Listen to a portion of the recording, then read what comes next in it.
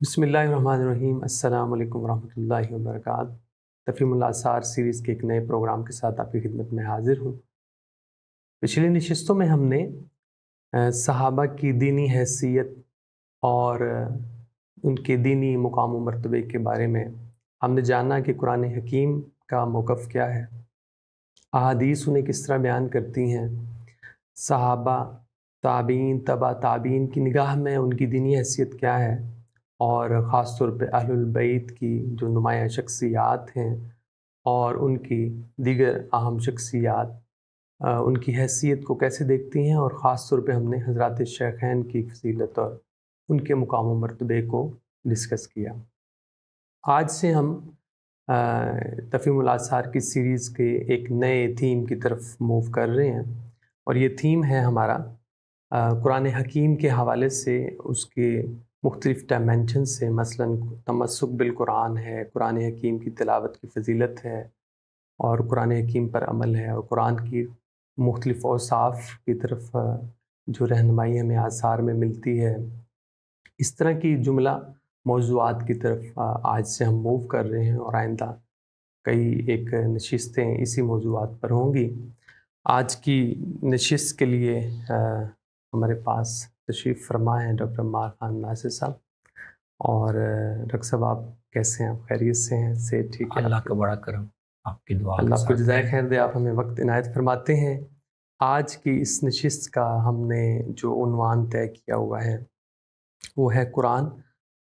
کتاب ہدایت کے طور پہ اس کے کیا اوصاف ہمارے سامنے آتے ہیں آثار کی روشنی میں۔ میرے سامنے آثار ہیں، آپ کے سامنے آثار رکھتا جاؤں گا، اور پھر اس کی توضیح تشریح آپ ہمارے سامنے پیش کرتے جائیں گے۔ ایک واقعہ ہے، ایک راوی ہیں آور، وہ کہتے ہیں کہ میں مسجد کے پاس سے گزرا اور میں نے دیکھا کہ لوگ جو ہیں وہ اس کے اندر خوش گپیوں میں اور قصے کہانیاں ڈسکس کر رہے ہیں، بات کر رہے ہیں۔ تو میں حضرت علی کرم اللہ وجہ کے پاس گیا اور میں نے کہا کہ آپ نے دیکھا نہیں کہ لوگ یہ کیا کن چیزوں میں مشغول ہو گئے؟ تو انہوں نے فرمایا کہ کتاب اللہ فیہ نبأ ما قبلکم و خبر ما بعدکم و حکم ما بینکم وهو الفصل لیس بالحزل من ترکہ من جبار قسمہ اللہ ومن ابتغى الہدى فی غیرہ اضلہ اللہ وهو الحبل اللہ المتین وهو الذکر الحکیم وهو الصراط المستقیم والذی لا تزیغ به الاہواء ولا تلتبس به الالسنہ ولا يشبع منه العلماء ولا يخلق على كثرة الرد ولا تنقضي عجائبه والذي لم تنتهي الجن إذ سمعته حتى قالوا إنا سمعنا قرآنا عجبا يهدي إلى الرشد۔ یہ کچھ اوصاف قرآن مجید کے ہمارے سامنے آتے ہیں اس عصر میں۔ میں چاہوں گا کہ ایک ایک اوصاف پہ رک کے آپ اس کی وضاحت فرمائیں۔ سب سے پہلے جو فرمایا گیا کہ فیہ نبأ ما قبلکم و خبر ما بعدکم، خاص طور پہ یہ جو خبر ما بعدکم ہے اس پہ ذرا وضاحت فرمائیے۔ یہ بہت اہم اثر ہے، اور فضائل القرآن کے باب میں محدثین نے اس کو عام طور پر روایت کیا ہے، اگرچہ اس کی سند میں کوئی مسئلہ ہے چھوٹا موٹا، امام ترمذی آخر میں انہوں نے ذکر بھی کیا ہے، لیکن وہ بھی اتنا بڑا مسئلہ نہیں ہے کہ اس سے اس اثر کی صحت پر یا اس کے استناد پر کوئی بہت سیریس سوال ہو۔ مضمون اس کا بہت ہی عمدہ اور واضح ہے، اور اس میں کوئی ایسا اشارہ نہیں ہے کہ کسی نے گھڑا ہو یا اس کو وضع کیا ہو، اور اس کے شواہد بھی ہیں، دوسرے طرق سے بھی ہے، صحابہ کے دوسرے آثار میں بھی انہی اوصاف کا ذکر ملتا ہے، اور خود قرآن مجید اصل میں یہ اوصاف بالکل اس میں موجود ہے، بیان کرتا ہے۔ بالکل ٹھیک ہو۔ ایک تو اس کا سیاق بڑا اہم ہے کہ سیدنا علی جس موقع پر، یہ اصل میں تو رسول اللہ صلی اللہ علیہ وسلم کا ارشاد ہے، یہ ان کا یعنی اثر بھی ہے، یعنی سیدنا علی اس کا حوالہ دے رہے ہیں خاص موقع پہ، لیکن بنیادی طور پر رسول اللہ صلی اللہ علیہ وسلم کا ارشاد۔ ایک تو وہ سیاق بہت اہم ہے کہ ان کو یہ بتایا گیا کہ لوگ بیٹھے ہیں اور مسجد میں بیٹھے ہیں یا کسی جگہ پر، اور وہ دینی تعلیم و تذکیر کے لیے اور کچھ موضوعات میں یا اور چیزوں میں وہ دلچسپی لے رہے ہیں۔ تو اس چیز کو انہوں نے ایک فتنہ اور آزمائش کے طور پر بیان کیا۔ بالکل ٹھیک۔ ایک ہمیں بڑا بہت اہم نقطہ، یہ ایک بہت بنیادی تعلیم جو رسول اللہ صلی اللہ علیہ وسلم کی احادیث میں بھی ملتی ہے اور اکابر صحابہ کے ہاں بھی، وہ یہ ہے کہ دین کی عمومی تعلیم کے لیے، لوگوں کو دینی تذکیر کے لیے اور دین کے ساتھ وابستہ رکھنے کے لیے جو بھی تلقین نصیحت ضروری ہے، اس کا مرکز قرآن ہونا چاہیے۔ بالکل ٹھیک، بالکل صحیح۔ باقی چیزیں اچھی ہو سکتی ہیں، مناسب ہو سکتی ہیں، ان کا فائدہ ہو سکتا ہے، لیکن مرکز اس سارے سرگرمی کا وہ قرآن ہونا چاہیے۔ نبی صلی اللہ علیہ وسلم نے بھی اسی کا اہتمام کیا کئی حوالوں سے کہ قرآن کے علاوہ کوئی چیز لکھی نہ جائے، قرآن کے علاوہ خود حتیٰ کہ رسول اللہ کی اپنی احادیث بھی عمومی تعلیم اور تلقین اور تبلیغ کا موضوع نہ بنے۔ اہل علم کا مابین اس میں مذاکرہ ہو، وہ ایک دوسرے کو آگاہ کریں، وہ الگ بات ہے، لیکن عام مسلمان اور عام معاشرے میں جب دینی حوالے سے گفتگو ہو، تذکیر ہو، تلقین ہو، نصیحت ہو، تو وہ قرآن مجید ہی پر مبنی ہونی چاہیے، کیونکہ اس میں وہ تمام ضروری ہدایت، تمام ضروری تلقین موجود ہے جس کی مسلمانوں کو صراط مستقیم پر قائم رہنے کے لیے ضرورت ہے۔ تو پس منظر ایک بہت اہم ہے، اور اوصاف جو انہوں نے نبی صلی اللہ علیہ وسلم نے بیان کیے ہیں اس میں وہ سارے بہت اہم ہیں۔ آپ نے پہلا جملہ پڑھا، فیہ نبأ ما قبلکم وخبر ما بعدکم، کہ اس میں اللہ تعالیٰ نے پچھلی قوموں کے، پچھلے لوگوں کے احوال بھی بیان کیے ہیں، اور انہی سے ہمیں یہ بتا دیا ہے، انہی واقعات اور انہی نظائر کو پڑھنے سے ہمیں یہ معلوم ہو جاتا ہے کہ بعد میں جو قومیں آئیں گی، گروہ آئیں گے، ان کے ساتھ بھی اللہ تعالیٰ کن اصولوں کے تحت معاملہ کریں۔ تو بظاہر تو قرآن میں بعد میں آنے والے لوگوں کا ذکر نہیں ہے، قیامت کے قریب چند ایک واقعات کا، یاجوج ماجوج کا کھل جانے کا ذکر ہے، اور اس طرح کی چیزیں۔ اصولاً قرآن مجید بعد میں آنے والے واقعات کو موضوع نہیں بناتے، بالکل ٹھیک، لیکن ان کے بارے میں ان کو دیکھنے کا، اور اللہ تعالیٰ کی کون سی سنن جاری ہیں انسانی تاریخ میں، انسانی معاشرے میں، جن کے تحت وہ قوموں کے ساتھ معاملہ کرتا ہے، وہ اصل میں پچھلی قوموں کے واقعات بیان کر کے اور ان پر کن اصولوں کے تحت مواخذہ ہوا، کن سنن کے تحت ان کے ساتھ معاملہ ہوا۔ قرآن ہمیں سنن الہیہ کا ایک بڑا واضح تعارف دیتا ہے، اور اسی سے ہم سمجھ سکتے ہیں کہ بعد میں بھی جو، چاہے وہ مسلمان ہوں، خود مسلمان ہوں، دوسری قومیں ہوں، ان کے ساتھ اللہ تعالیٰ معاملہ کیسے کرے۔ وَحُکْمُ مَا بَيْنَكُمْ وَهُوَ الْفَصْلُ لَيْسَ بالحظ، مسلمانوں کے مابین جو بھی اہم معاملات پیش آ سکتے ہیں جن میں ایک فیصلے کی ضرورت ہے، تو اللہ تعالیٰ نے وہ فیصلہ بھی قرآن میں بیان کر دیا۔ جو مذہبی اختلافات تھے پچھلی امتوں کے، ان کے بارے میں ایک واضح فیصلہ کر دیا۔ یہ امت اگر اس طرح کے رجحانات اس میں پیدا ہوں تو قرآن مجید میں ایک واضح فیصلہ موجود ہے۔ اس طرح دین کے معاملے میں، اجتماعیت کے معاملات میں، شریعت کے معاملات میں، مسلمانوں کے مابین جو بھی معاملات پیش آ سکتے ہیں اور ان میں فیصلے کی ضرورت ہو سکتی ہے، تو قرآن مجید نے شریعت کے واضح احکام اس میں دیے ہوئے ہیں۔ واضح دے دی۔ فیصلہ جو بالکل واضح ہے، اس میں کوئی چیز ہزل، بے فائدہ، بے مقصد نہیں ہے، وہ قرآن میں موجود ہے۔ آگے ہے من ترکہ من جبار قسمہ اللہ، وَمَنِ ابْتَغَى الْهُدَىٰ بِغَيْرِهِ أَضَلَّهُ اللَّهُ۔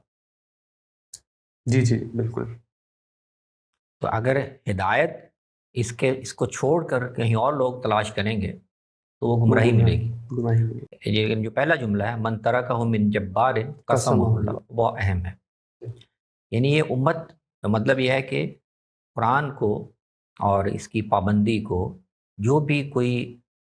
ظالم یا جابر حکمران اپنی قوت کے گھمنڈ میں چھوڑنے کی کوشش کرے گا تو اللہ تعالیٰ اس کو چور چور کر دے گا۔ تو یہ اس امت کو، یعنی خاص طور پر بنی اسماعیل کو، اللہ تعالیٰ نے اس کتاب کی بنیاد پر جو ایک اقتدار دیا، اور ذمہ داری دی، تو ان کی سرفرازی اور ان کے اقتدار کا اور ان کا اس کا استحکام وہ مشروط ہے اس کے ساتھ۔ جو بھی کوئی طاقت کے گھمنڈ میں اس کو نظر انداز کرنے کی کوشش کرے گا، کہے گا کہ کتاب اللہ سے ہٹ کر وہ معاملات چلائے، تو ایک وقت تک مہلت اللہ دے گا، لیکن ان کا پھر حشر برا ہوگا۔ تو اللہ تعالیٰ کا جو ایک حاملین کتاب کے بارے میں اللہ تعالیٰ کا محاسبے کا، مواخذے کا، دینونت کا جو ایک قانون چلا آ رہا ہے، وہ اس کتاب کے حاملین پر بھی لاگو ہوتا ہے۔ اگے وَهُوَ حَبْلُ اللَّهِ الْمَتِينُ وَهُوَ الذِّكْرُ الْحَكِيمُ وَهُوَ الصِّرَاطُ الْمُسْتَقِيمُ۔ یہ وہ سارے اوصاف ہیں جو قرآن مجید اپنے بارے میں بیان کرتا ہے کہ اللہ تعالیٰ کے ساتھ یہ اس قرآن کا لوگوں میں موجود ہونا ایسے ہے جیسے اللہ تعالیٰ نے آسمان سے ایک رسی نیچے گرا دی ہوئی ہے، اور اللہ تعالیٰ کے ساتھ جڑنے کا طریقہ یہ ہے کہ اس رسی کو مضبوطی سے تھام لیں۔ یہ ذکر حکیم بھی ہے اور یہی الصراط المستقیم بھی۔ وَالَّذِي لَا تَزِيغُ بِهِ الْأَهْوَاءُ، لا تزیغ بہ الاہواء، آگے جو اور جملہ ولا تلتبس بہ الالسنہ، السنہ، زبانیں بھی نہیں لڑکھڑاتی۔ اس پہ ذرا میں چاہتا ہوں وضاحت فرمائیے کہ احوا تو ہمارے ہاں اہل ہوا جو ہیں وہ قرآن سے بہت ساری چیزیں ثابت کرنے کی کوشش کر رہے ہیں۔ ہاں، لیکن اس میں یعنی کتاب اللہ کو غلط مقاصد کے لیے لوگ رجوع کریں اور اس سے ان کو ہدایت کے بجائے گمراہی ملے، وہ تو خود قرآن نے بیان کیا، یضل بہ کثیرا ویہدی بہ کثیرا۔ تو یہ ایک الگ چیز ہے۔ یہ نہیں کہا گیا کہ اس کتاب کی طرف لوگوں کا رجوع وہ غلط مقاصد کے لیے نہیں ہوگا، یا اس کتاب سے لوگ اپنی اپنی گمراہیوں کے حق میں تعویلات کی بنیاد پر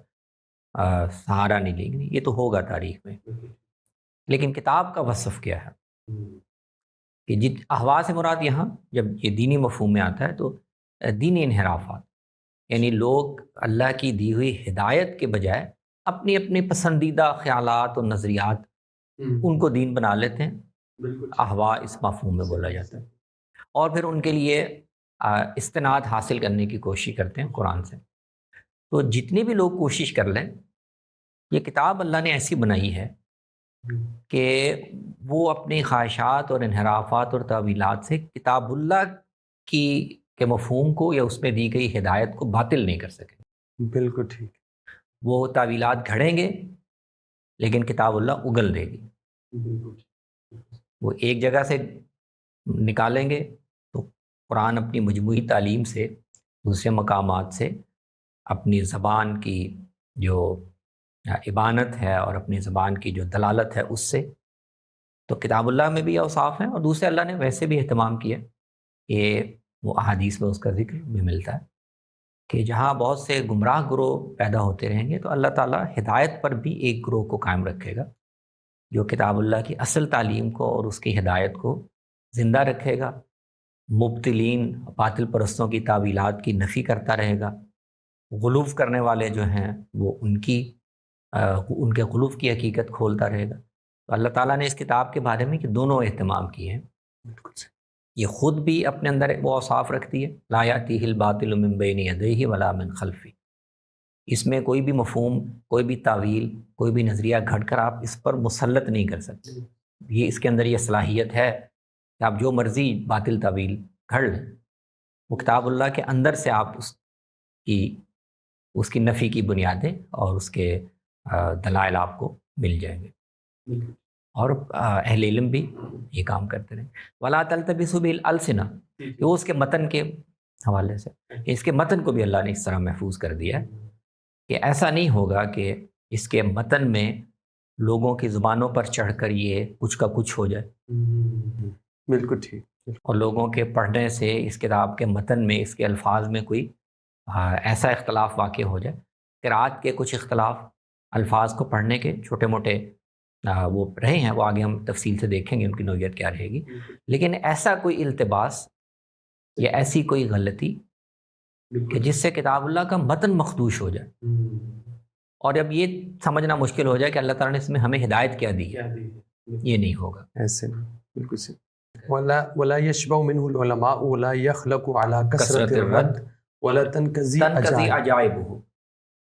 یہ تینوں یعنی ایک ہی پہلو کو بیان کرتے ہیں کہ ہدایت کے پہلو سے اور تعلیم کے پہلو سے تو واضح ہے، لیکن اللہ تعالیٰ نے اس میں فہم اور تدبر کی اور گہری سطحیں بھی رکھی ہیں۔ تو اس کی جو سادہ اور واضح تعلیم ہے وہ تو ہر پڑھنے والا، سننے والا، اس میں ایمانیات کی بات ہے، اخلاقیات کی بات ہے، اللہ تعالیٰ کی سنن کی بات ہے، اللہ کی صفات کا ذکر ہے۔ تو تذکیر اور تلقین اور تعلیم کے پہلو سے تو بہت واضح ہے، لیکن اس کے اندر اللہ تعالیٰ نے اسلوب کے لحاظ سے، اشارات کے لحاظ سے بہت گہری علم اور حکمت کی باتیں بھی رکھی ہوئی ہیں، اور اس کے لیے اور وہ پھر اہل علم اس میں تدبر کر کے، غور کر کے، اور اس میں غور کر کے اور اس کی مختلف آیات کے باہمی تعلق کو دیکھ کر، اس کے سیاق اور نظم پر غور کر کے وہ اس میں سے وہ چیزیں اخذ کرتے ہیں۔ یہ جو پہلو ہے اس کی اندر علم کے، حکمت کے، دانش کے موتی اس میں سے نکالنا، اس کی تو کوئی حد ہی نہیں ہے۔ بالکل صحیح، بالکل نہ کبھی علماء اس سے سیراب ہوں گے، نہ کبھی ایسا ہوگا کہ بار بار اس کو پڑھنے سے، جتنا چاہیں اس کو پڑھیں، ایک عالم ساری زندگی اس کو پڑھتا رہے، کبھی یہ کیفیت نہیں ہوگی کہ وہ کہے کہ اب مزہ نہیں آ رہا، اب تو لگتا ہے کہ اتنا پڑھ لیا ہے، ساری چیزیں سمجھ میں آ گئی ہیں، تو کچھ اور اس میں سے نکالنے کے لیے باقی نہیں رہا۔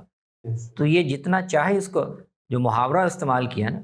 کہ آپ ایک کپڑا بار بار پہنتے ہیں، کوئی چیز بار بار استعمال کرتے ہیں، تو ایک وقت میں آ کے بوسیدہ ہو جاتا ہے، آپ کا جی بھی کچھ آٹ ہو جاتا ہے۔ قرآن سے کبھی اس کے اہل علم کا جی نہیں بھرے گا، اور عجائب اس کے کبھی ختم نہیں ہوں گے۔ یعنی جو بنیادی تعلیم ہے اس کی، محکم تعلیم، وہ تو ایک ہی ہے، وہ رہے گی، لیکن اس میں جو علم کے، دانش کے موتی ہیں، اس میں جو بلاغت اور اس طرح کے اس کے زبان کے محاسن ہیں، ان کا تو کوئی انتہا نہیں ہے، ان کی کوئی حد نہیں، عجائب اس کے کبھی ختم نہیں۔ بالکل صحیح۔ اور آگے انہوں نے وہی کہا کہ